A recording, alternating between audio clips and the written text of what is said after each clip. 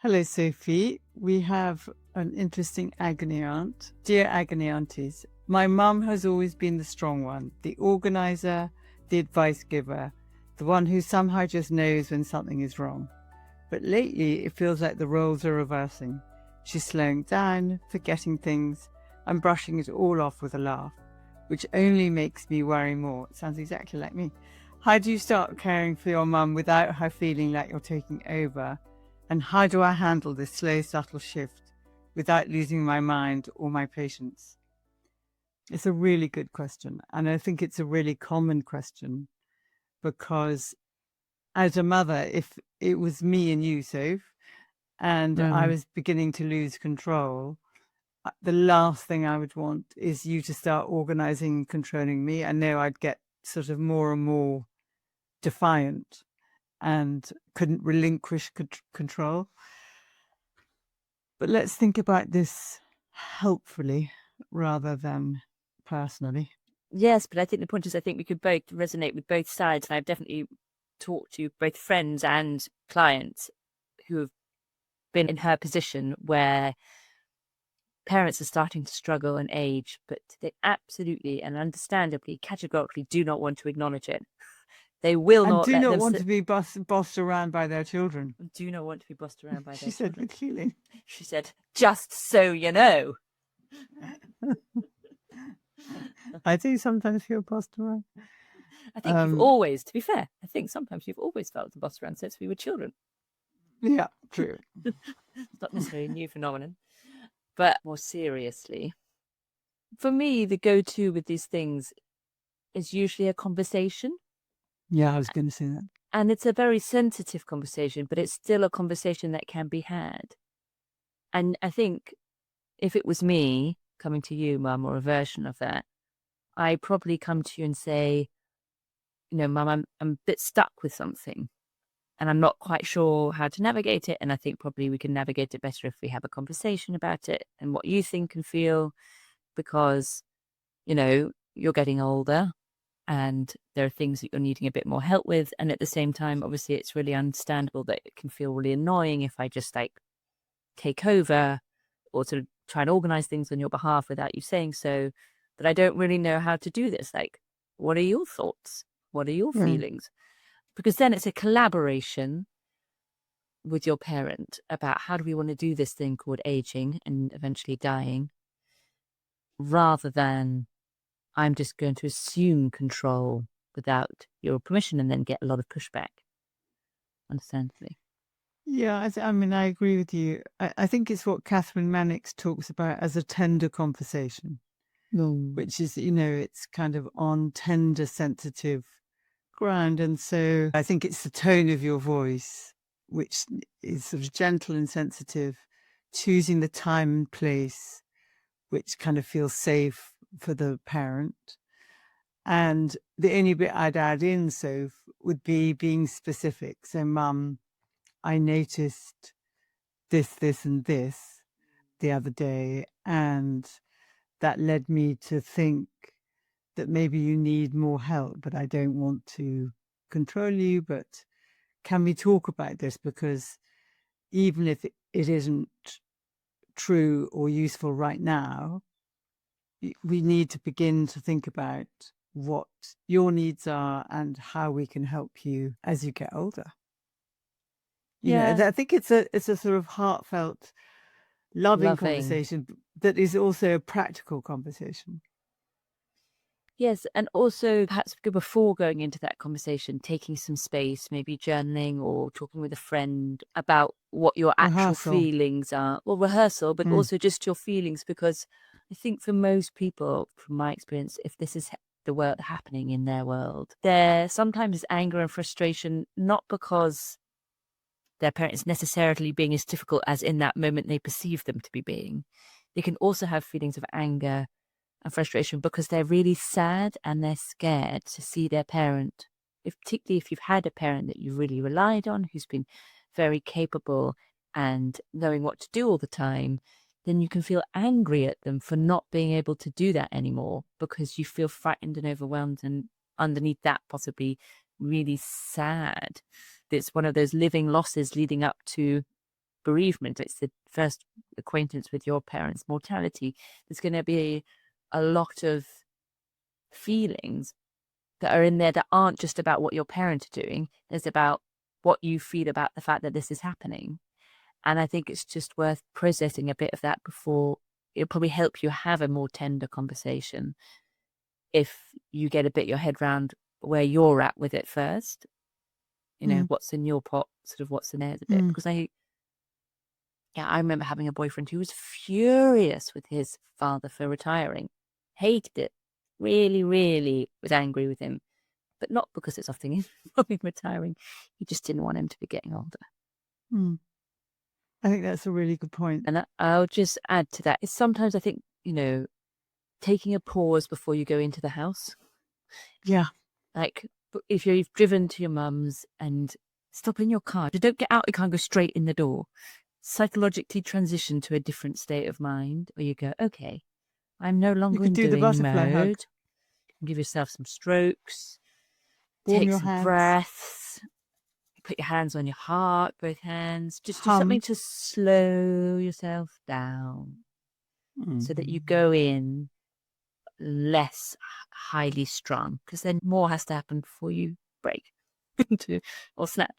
So support yourself before you engage, not once. It's harder to do it once you're already in there. And also what's coming to mind is to acknowledge the good things about your mother so that she has confidence in this new version of herself. You've always been such a stable place for us. You've always, acknowledged the feelings and the things that your mother has given you so that she can hold on to that with one hand, like I've done a good job. And I think that can help her deal with the other hand, which is I'm going to be able to give this less and that our roles are reversing. I mean, the thing that I hear most from my friends, and, a lot of my friends' parents are dying or have died, is a lot to do with practical things, that their parents don't talk to them about money. They don't talk to them about their will. They don't clear their house of all their stuff. They won't downsize to a more manageable sized house. So this isn't the question you asked, but I think it's the question that is also part of this conversation, which is that we need to be preparing for our old age way before it hits us when we can no longer walk up the stairs. And that it's a bit like we should be talking about dying as much as we're talking about giving birth. That should be a long-term conversation when you're really well and fit, so that everybody is part of the conversation and it's normalized. It isn't happening at the crisis when everyone feels very fragile. I think that's a really good point. And I think in terms of this role reversal piece, I don't know how you put it in words as I'm thinking it through, but I was thinking as we were talking, Mum, that that's a real act of care and love from a parent, right? One of the ways they can take care of their children in their aging is by having these conversations, being transparent about these things. It's a very parental act of love to engage in a conversation like this. It's not just a power dynamic of a younger person Giving over up from your their parent. The power that a parent has in that scenario is shepherding their child into this eventual world that's going to exist, which they won't be in anymore, to be there. And loving them after they've died. By not giving them a mountain of shit to have to clear up. Or a massive sibling rupture that has to be cleared up because they didn't know what was in the will, and all of a sudden, bam, bam, bam. Yeah, it's a real act of love. I actually had a thought of what song I wanted for my funeral this morning. Yeah, what was it? Where am I going? I'm not going to tell you because it's too corny and it'll make you laugh once I've died. But it's and I thought, where am I going to put my list of songs for my funeral? But I mean, I think about that all the time, and I think I've talked to you about it quite a lot, about, like living here, moving downstairs, and there aren't so many stairs, and it helps me manage the fear of decrepitude and getting older when I can think about what can support me in my decrepitude. But also, I want to be able to love you into my death and not frighten you into my death. Decrepitude is such a visceral word, Mum. I know, but it's true. My husband gave me for Christmas a book, which I'm not sure he entirely read the full title of, but there we go. That's sort of myths by a woman called Sharon Blackie for women in their midlife. Oh, darling. Menopause. Oh my God. Anyway, that's not that relevant. But what it is, but you're aging too, babes. I'm aging too, and I have kids too. That lots of reframing, basically, in myths and stories, particularly in Gaelic myths, of sort of powerful old women. You know, as a culture, we so pull the rug out of women and men, but particularly women in their older age. And this in the Gaelic tradition, there's the old crone, what's called the kayak. If I probably would have said that wrong, but that's how I say it in my head. You know, this sort of powerful earth, dark and light kind of old crone, witch kind of figure that has so much power for good and power for reprimand. And it's lovely reading stories of older women wielding respect and potency in a different way to youth. From wisdom, really, and experience. Yeah. That's sort of a side bit. But yes, I think you and Dad have done a really good job of making death not a taboo subject. I feel like I could easily say to you if I was worried about it, you know, what is your plans when X or Y happens? You know, if Dad dies first, if you die first, you know, and you've shared your wills and all those things. It's very valuable. Yeah. But he said, or she said, how do I handle this without losing my mind or my patience? And my response to that is, not losing your mind is, like Sophie said, is like finding out what's in your mind, like naming it, both the feelings that you feel, the thoughts, your fears, and your hopes. So you can stay anchored to your mind when you allow it to be explored. And losing your patience, I think, is a big one, in that when we get frightened, and the child in you will react to your mum and become frightened as a child, even if you're, you know, however old you are, is that support the child in you to be an adult with your aging mum.